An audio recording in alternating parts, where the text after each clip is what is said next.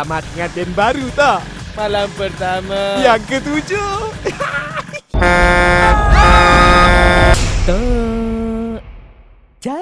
Ya Allah! Syaitan! Ya Allah! Tolong! Seorang gadis yang dipercayai membonceng sebuah motosikal yang dipercayai dimiliki oleh seorang mat rempit telah mati di tempat kejadian. Tak malam ni ganggu saya. Tak larat saya macam ni, Tok.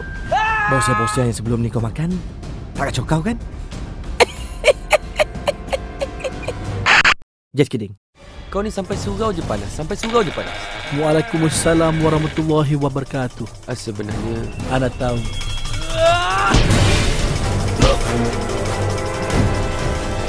Subhanallah.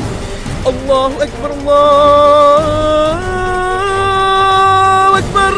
Kalau cucu opah jumpa hantu, bokeh depan dia.